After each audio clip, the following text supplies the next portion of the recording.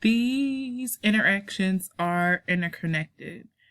So when it comes to the mesosystem, whatever is going on within the home, it could possibly have an effect on school life. So for example, with my grandma, her having the baby, it affected her school life greatly. Her grades dropped to the point where she dropped out of school.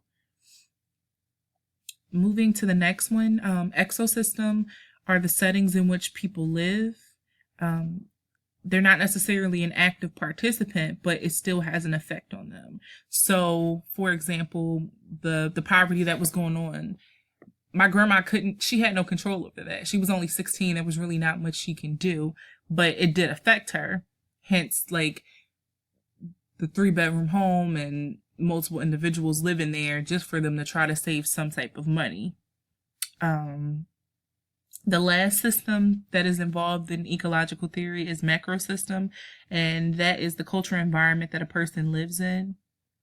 So that could be policies that are created that either help or hurt the community.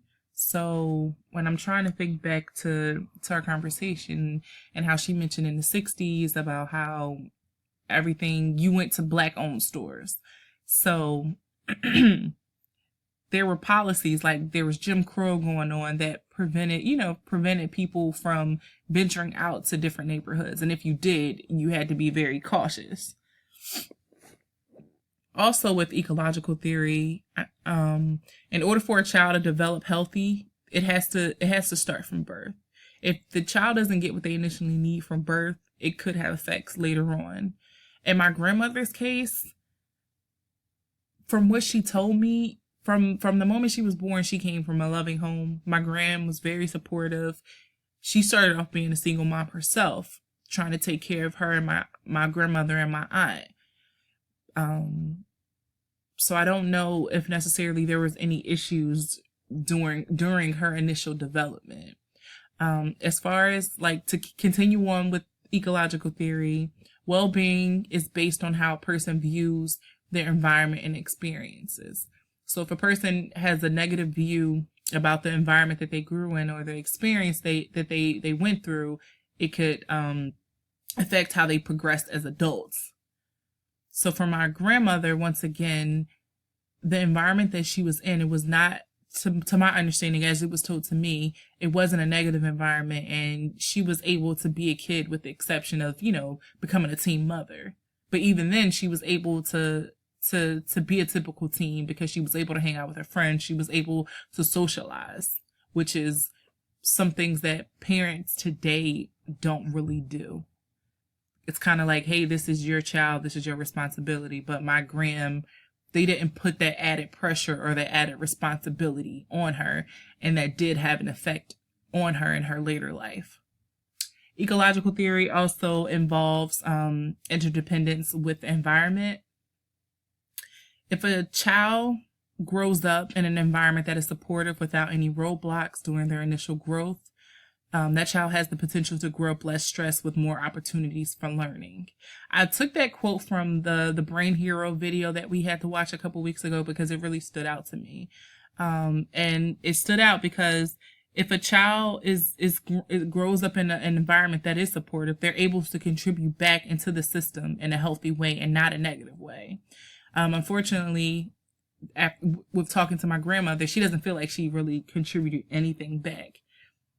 She does agree that her environment was supportive, her friends were supportive, her family was supportive. Even my grandfather, even though he was abusive, he was financially supportive of my father.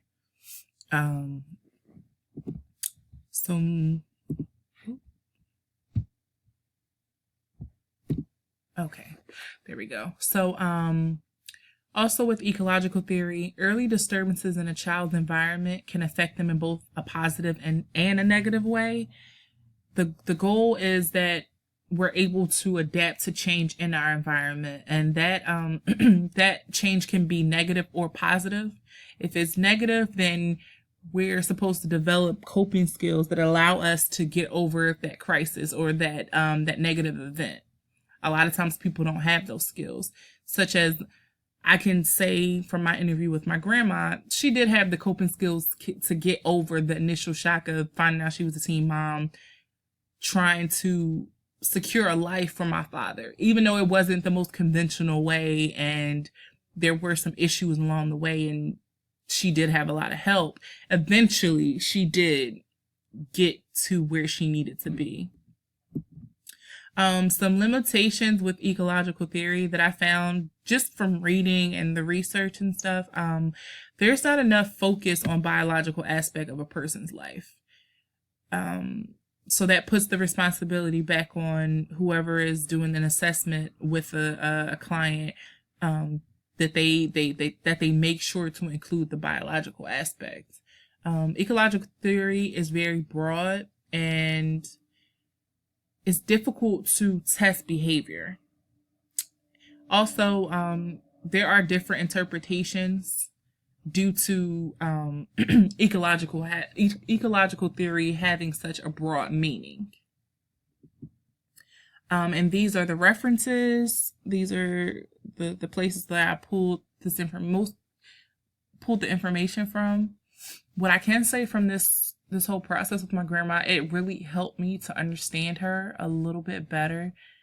Our relationship, I wouldn't say it's strained, but it's not a typical relationship that you would think a grandchild would have with the grandmother. And now I kind of understand why, because my grandmother never really grew up. She was able to depend on people her whole life who handled the tough stuff for her, who took on the responsibilities that she should have technically been taking on.